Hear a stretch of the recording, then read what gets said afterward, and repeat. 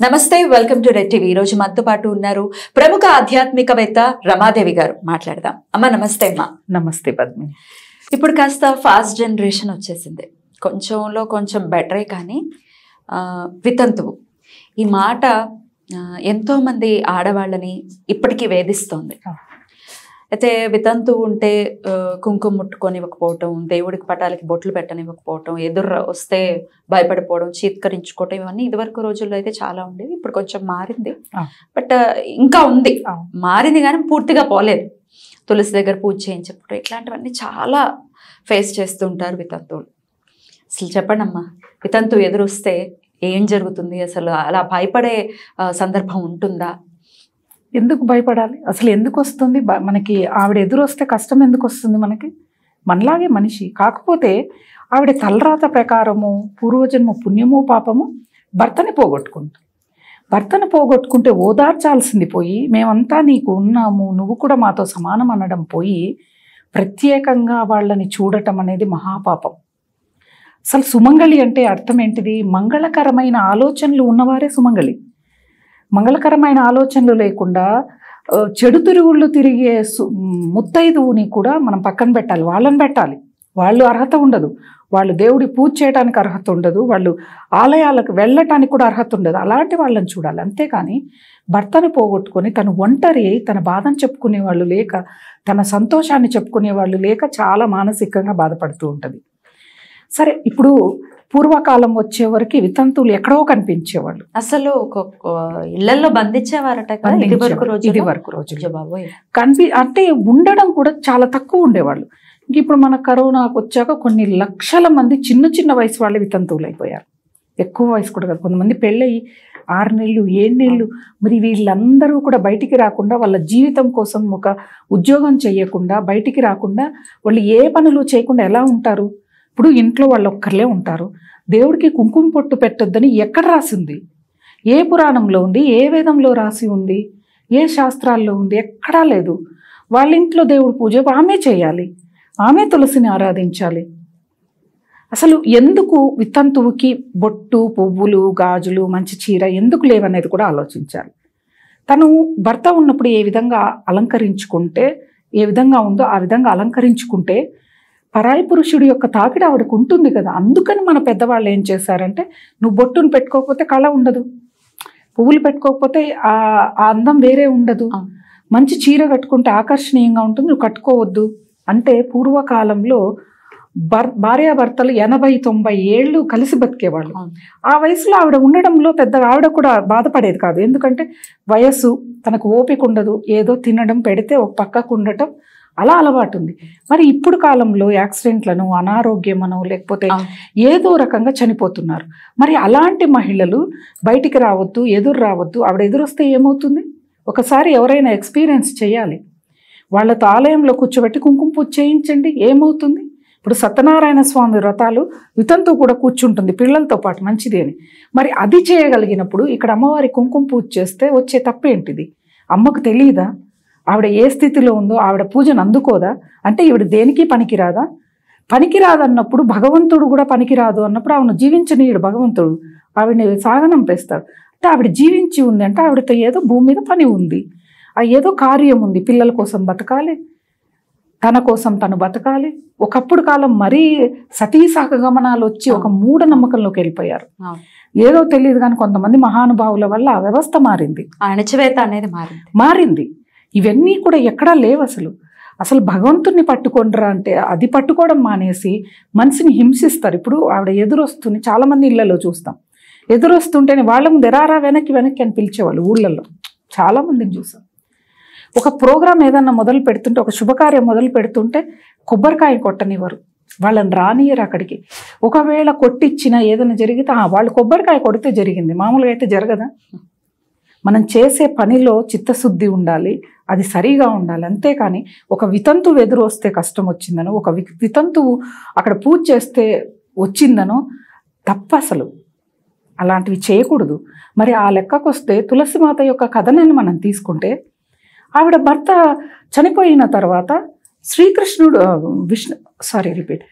విష్ణుమూర్తి మరి ఆమెను చేపట్టాడు.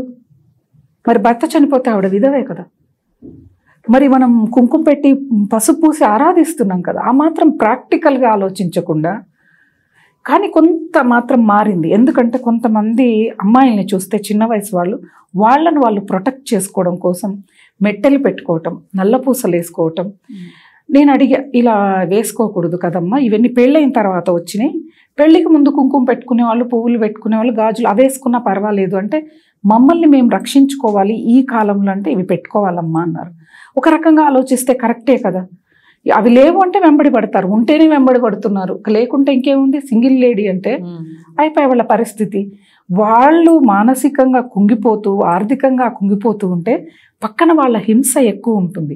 మరి వాళ్ళని రాక్షసులే అనాలి కదా, రాక్షసుల హింసని ఎదుర్కోవాలి. లేదు, రామ్మా నువ్వు అర్హురాలివి అని పిలవండి, ఆవిడలో ఉన్న ఆనందం మన సక్సెస్కి కారణం అవుతుందో లేదో చూడండి. ఒకసారి ఏదైనా మనం అనే ముందు వాటిని ఎక్స్పీరియన్స్ చేయాలి. వాళ్ళు వచ్చినందువల్ల చెడు జరిగిందా, మంచి జరిగిందా? మంచే జరిగింది కదా, మనం ఎందుకు వాళ్ళని ప్రత్యేకంగా చూస్తున్నాము?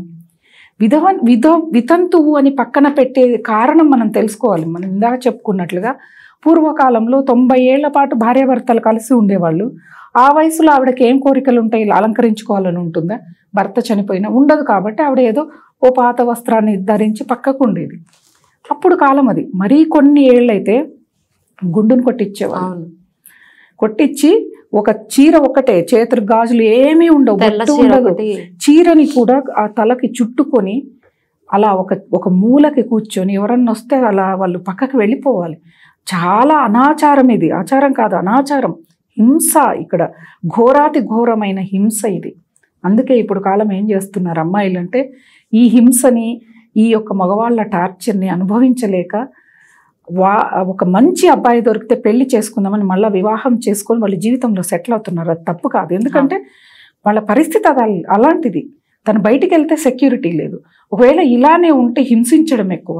అది మళ్ళీ వివాహం చేసుకుంటే ఆ అమ్మాయి జీవితంలో భర్త అనేవాడు ఉంటేనే విలువ ఉంటుంది సమాజంలో. అలా వెళ్ళాల్సి వస్తుంది. అంటే ఇవన్నీ కూడా మనమే సృష్టించుకున్నాం, మనమే పెట్టుకున్నాం. ఎక్కడా కూడా ఇది ఇలా ఆచరించు అని ఏ దేవుడు ఎవరికి వచ్చి చెప్పాడు? ఎవ్వరికీ చెప్పలే. మధ్యలో మనం రాసిన పుస్తకాలు, మనం ఆచరించే విధానాలు ఇవి సాంప్రదాయంగా మారిపోయాయి. ఎక్కడా కూడా వాళ్ళని పక్కకు పెట్టమని మాత్రం లేదు అసలు. వాళ్ళన్నిటికీ అర్హులే. ఇంకా కొన్ని కుటుంబాల్లో చూస్తాము, వాళ్ళ ఇంట్లో ఏదైనా ఆడపడుచు పిల్లలతో ఎవరిదైనా వివాహం అయ్యింది అంటే ఈ వితంతువు ఏదైనా వాళ్ళకి భోజనం పెట్టడము, మంచినీళ్ళు అంటే కొత్త పెళ్లి కొడుకు పెళ్లి కూతురుకో పెట్టడానికి వెళ్తే నువ్వు పెట్టకూడదు నువ్వు అని వారించి వాళ్ళని హింసించిన వాళ్ళు చాలామంది ఉన్నారు. ఆ బాధ నాకు చెప్పుకొని ఏడ్చిన వాళ్ళు చాలామంది ఉన్నారు. ఇలాంటి బాధాకరమైన విషయాలు చాలా ఉంటాయి.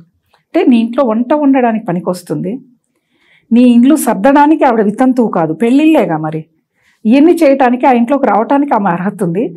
పెళ్లి కొడుకు పెళ్లి కూతురికి ఈవిడ నీళ్ళు ఇవ్వటానికి వడ్డించడానికి అర్హత లేదా?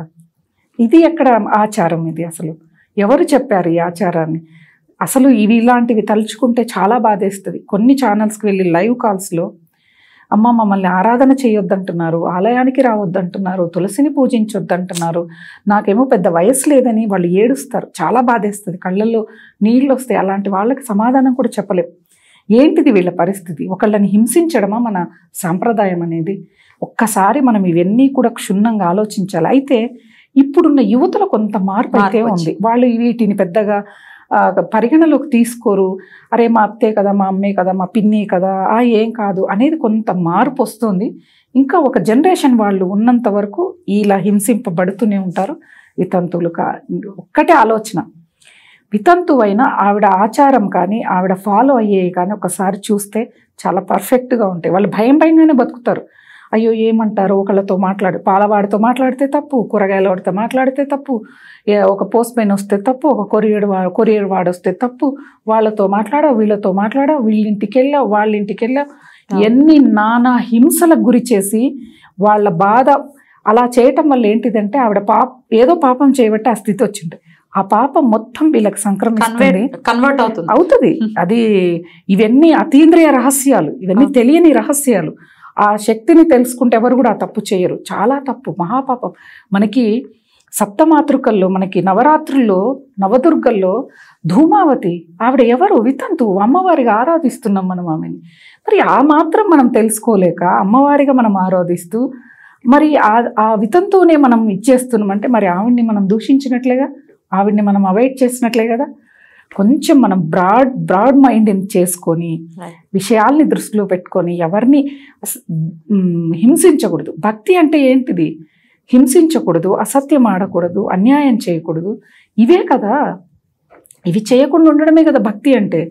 లేకపోతే నేను ఇన్ని వేల పూలతో పూజ చేసా, లేకపోతే ఐశ్వర్యం వచ్చేయాలంటే ఎక్కడి నుంచి ఒకళ్ళని హింస, ఇవి పాటించండి ఐశ్వర్యం వచ్చేస్తుంది. లక్ష్మీదేవి ఎక్కడ ప్రసన్నురాలవుతుందంటే మన ధర్మాచరణ జీవితాన్ని చూసి ఆవిడ ప్రసన్నురాలవుతుంది. అంతేకాని నువ్వు పూజ దీపాలు పెట్టేయడంతో అవ్వదు. దీపాలు పెట్టడం వల్ల ఏంటిది, ఆ స్తోత్రాలు చదవటం వల్ల ఏంటిది అంటే మనం పూర్వజన్మలో చేసుకున్న పాపము కర్మ తొలగిపోతే మనకి చేసే పనులలో సక్సెస్ వస్తుందనే. కానీ నేను వాళ్ళని తిట్టేసా, వాళ్ళని మోసం చేసా, వాళ్ళని ముంచేసా అని గంటలు గంటలు పూజ చేస్తే వ్యర్థము.